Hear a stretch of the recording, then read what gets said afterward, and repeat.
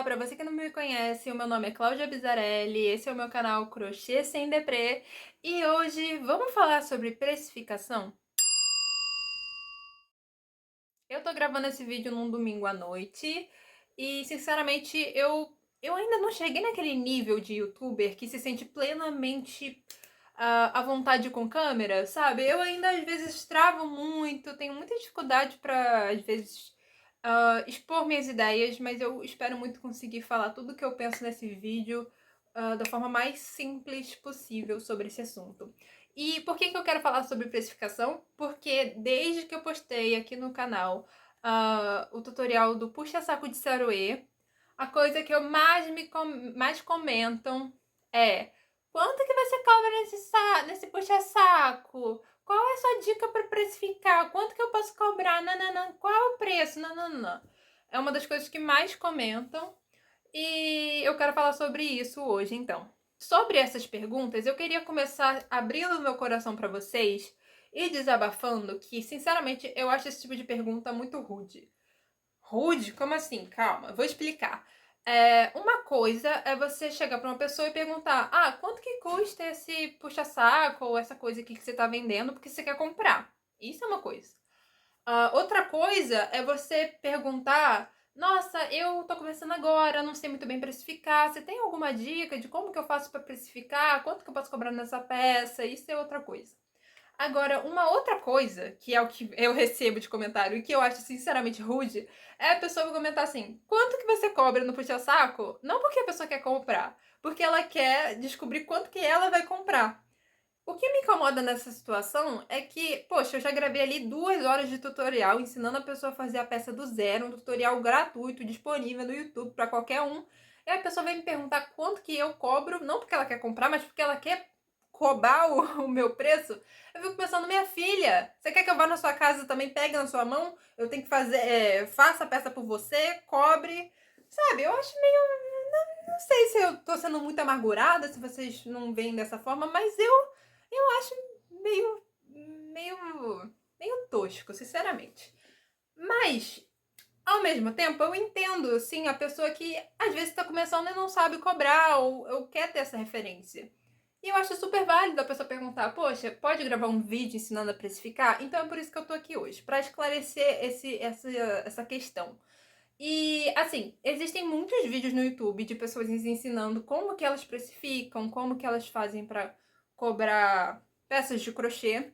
E eu já vi alguns desses vídeos, mas eu confesso que eu tenho uma visão um pouco diferente de muitas dessas crocheteiras. Eu cobro de uma forma diferente, eu penso, assim, os valores de uma forma diferente.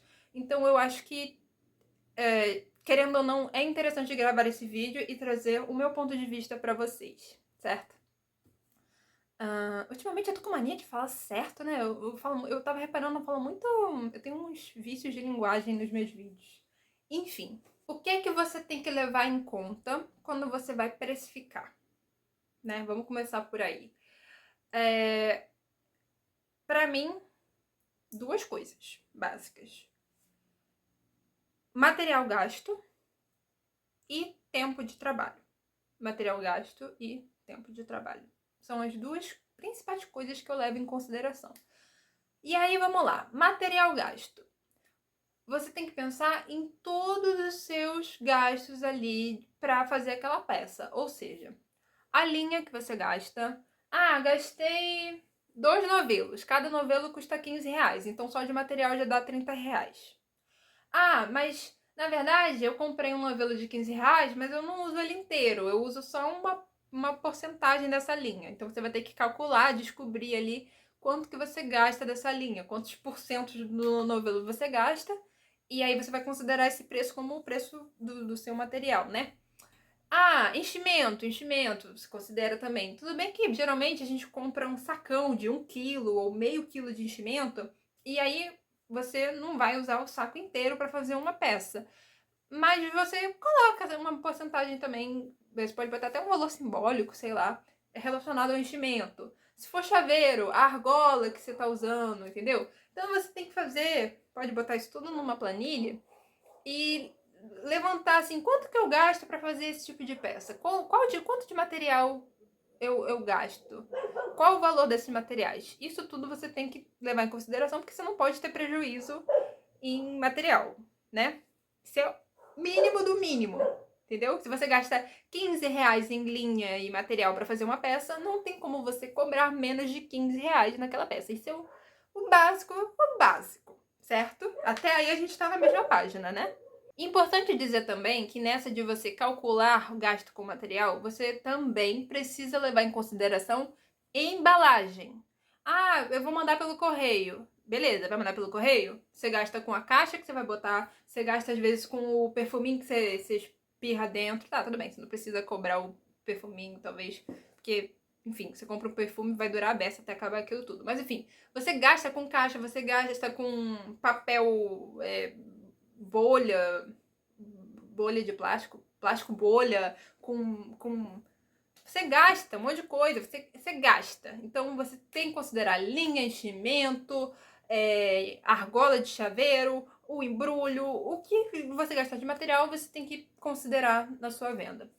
Mas, além disso, a gente entra agora na questão que eu acho que é a mais polêmica, que é mais delicada desse assunto, que é contabilizar as suas horas, o seu trabalho manual. Até porque, se eu der um monte de. Tá, beleza, essa peça gasta 2 novelos, beleza. Entrega 2 novelos pra pessoa que não sabe fazer crochê. Dali vão ficar os 2 novelos e não vai dar em nada, não vai resultar em nada bonito. Então, além do material, o material de menos. O que mais vai contabilizar, o que é o principal também de você cobrar é o seu trabalho manual, as suas horas. E é aí que um monte de crocheteira viaja na maionese. Como que você vai cobrar as suas horas de trabalho? Primeira coisa que você tem que ter em mente é isso. Você está cobrando por horas de trabalho. Então você tem que descobrir o valor da sua hora. Isso pode variar um pouco de pessoa para pessoa, e uma das formas de descobrir quanto custa a sua hora de trabalho é bem simples, você tem que pensar quanto você quer ganhar por mês, quantas horas você quer trabalhar por semana ou por dia, enfim, e fazer essa conta. Então, por exemplo, se eu quero trabalhar 40 horas por semana, né? 40 horas, 4 semanas no mês, vai dar 160 horas por mês de trabalho. 160 horas. E se eu quero ganhar por mês R$ 1.000, você divide 1.000 por 160 horas, e aí vai dar esse valor aqui, ó. Por exemplo, né, nesse cenário daria R$ 6,25 por hora de trabalho. Isso é um exemplo para você ter uma noção, né, de uma das formas de pensar nesse cálculo da sua hora. Só que, como eu falei, é um exemplo.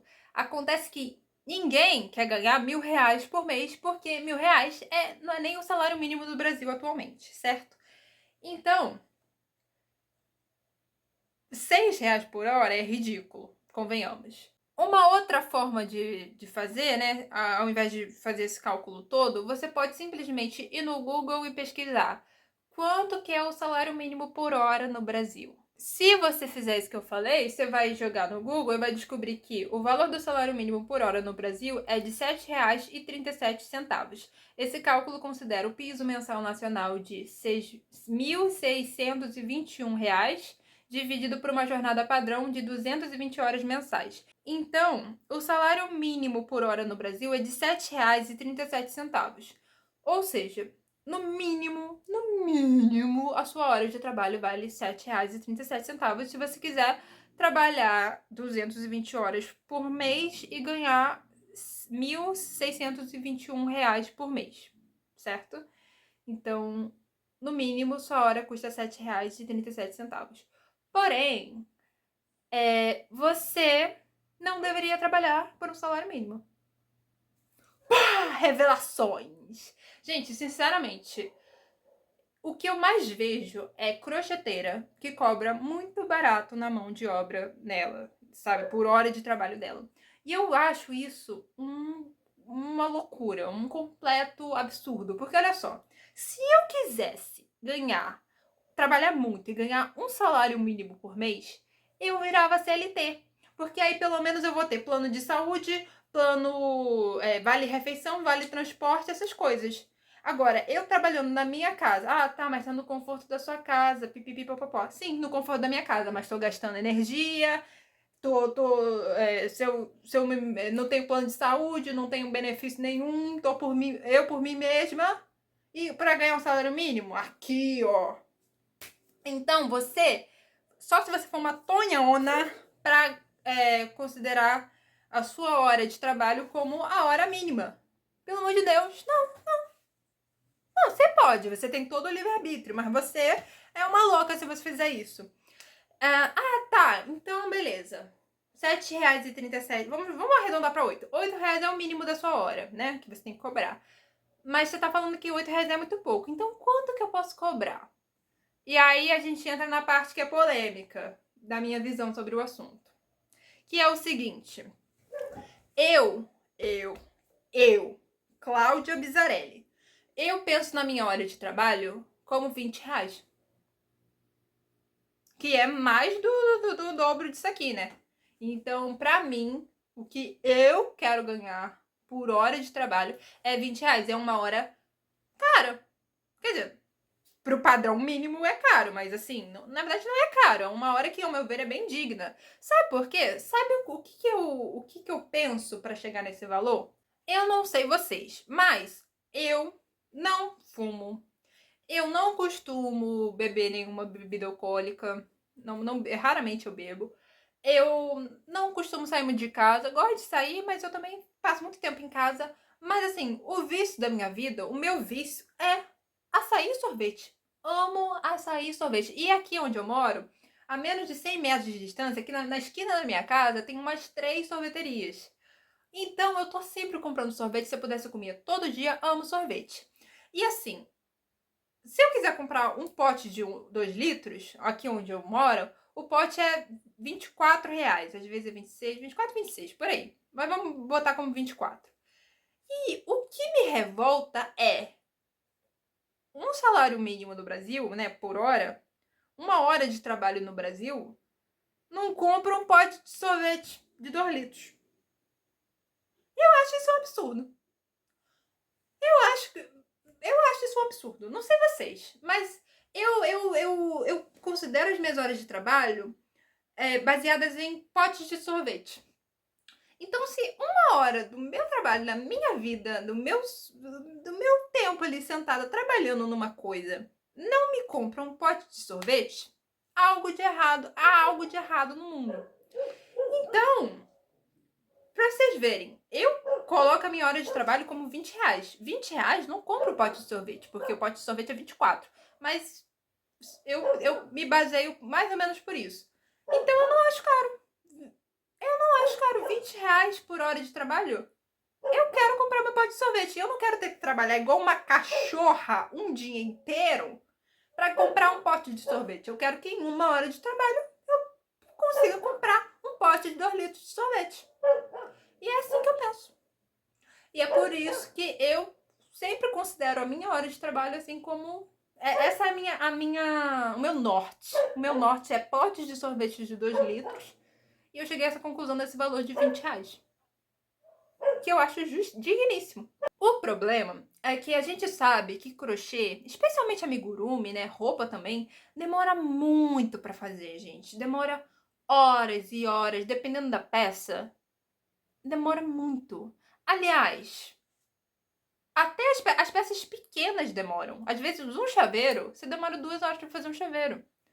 E é isso que as pessoas às vezes não entendem. Tipo assim, nossa, tudo isso por uma coisinha pequenininha e dessa. O que a pessoa não sabe é que às vezes aquele chaveiro demora 2, 3, 4 horas. Ah, mas 4 horas você faz num dia. Beleza, faz num dia. Mas demorei 4 horas pra fazer a caceta do chaveirinho que você quer comprar por R$ 10. Não tem condições, sabe? Então, o crochê é caro, o crochê é luxo. E é isso que as pessoas não entendem. As pessoas que compram, às vezes, não entendem. Hoje em dia, eu acho que tá mais popular esse assunto. As pessoas estão começando a se ligar que crochê é um negócio caro. Mas, às vezes, as próprias crocheteiras não entendem que o que elas fazem é um artigo de luxo. Entendeu? Não é pra ser barato. Não é pra ser uma coisa... Ah, não, não, não. Não. Se eu demorei...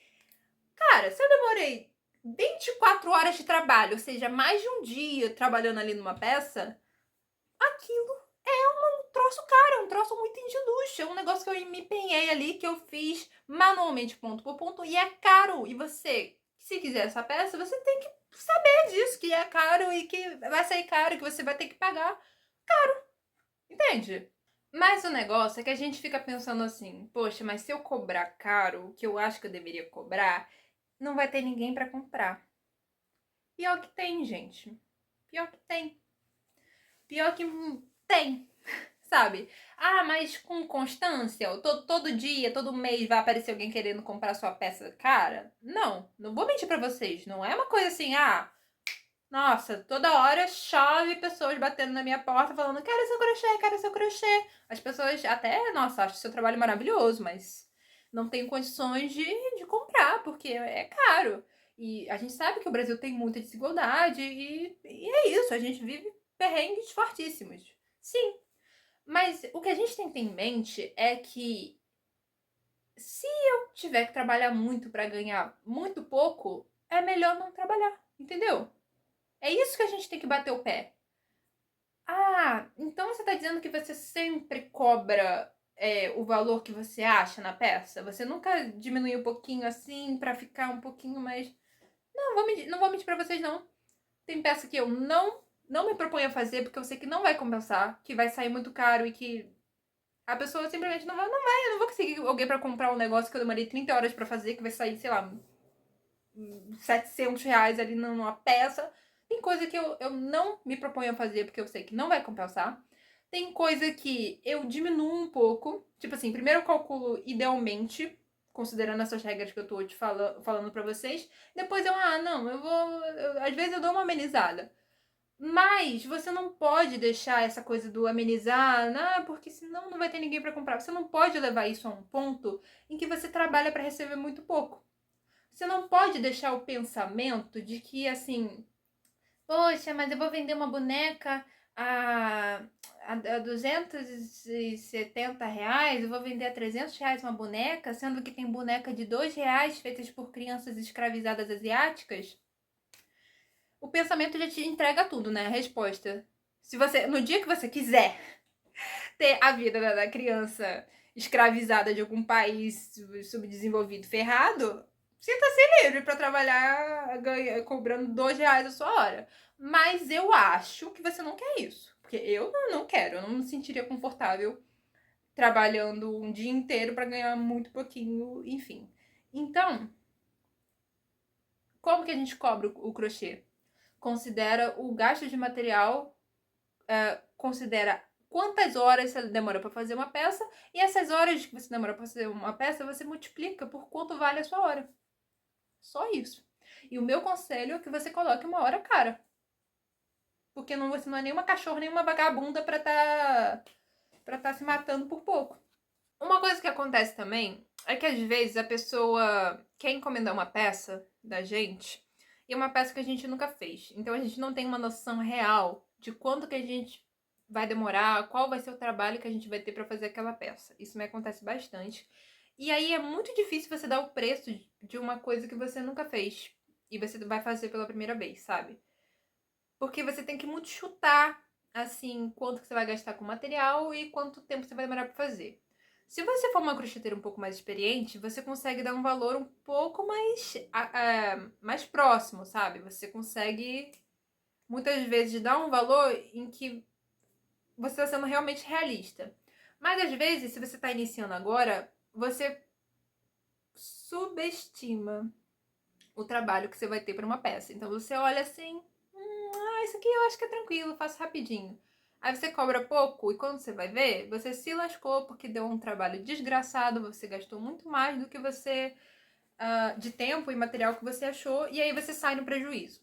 Nessas situações é importante que você cumpra o acordado. Então, se você falou que o valor era, sei lá, R$ 30 e a pessoa pagou R$ 30, você não tente depois cobrar a diferença, porque isso é uma coisa, assim, vai queimar seu filme, é super. Eu acho super tosco, super horrível, antiprofissional você fazer isso. Mas aí, beleza, uma vez que você cumpre aquele acordado, beleza, fiz a peça, saí no prejuízo, mas agora eu tenho a experiência, eu sei que essa peça demora muito mais do que eu achei, Aí, na próxima vez que alguém te encomendar a mesma peça, você reajusta o valor pro valor digno, né? Pro valor que é o valor certo. Então é isso. E assim, se te acontecer de você sair no prejuízo, saiba que é super comum. A primeira peça que eu fiz, e mesmo muitas vezes, assim, a pessoa me pede um negócio, eu cobro, subestimo o valor e depois eu fico, ai, que arrependimento. Mas aí eu vou até o fim e aí fica de experiência e depois eu reajusto, sabe? Rola esse reajuste. Isso é comum. Então a gente tem que ter um pouco isso em mente. Tá, mas vamos lá. Falei. E quanto que eu cobro no tal do Saruê que eu ensinei a fazer e que as pessoas tanto me perguntam quanto que eu cobrei naquela peça? Aquela peça eu fiz por encomenda pra uma pessoa do meu estado que me encomendou, né? E eu achei a receita na internet. Então, quando você acha a receita da peça na internet, facilita muito a sua vida, né? Mas, de olhar, de bater o olho, eu sabia que ia me dar um trabalho desgraçado.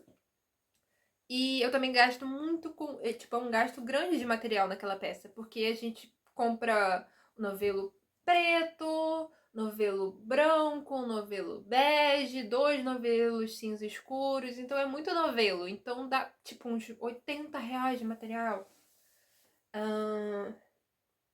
Então, eu fiz aquela peça, eu cobrei R$ 300 com o frete incluso, já que a pessoa era do meu estado. Então, o frete não deu tão caro, né? Ah, nossa, R$ 300 no puxa-saco? Sim, R$ 300 no puxa-saco, em que de material você gasta uns R$ 80.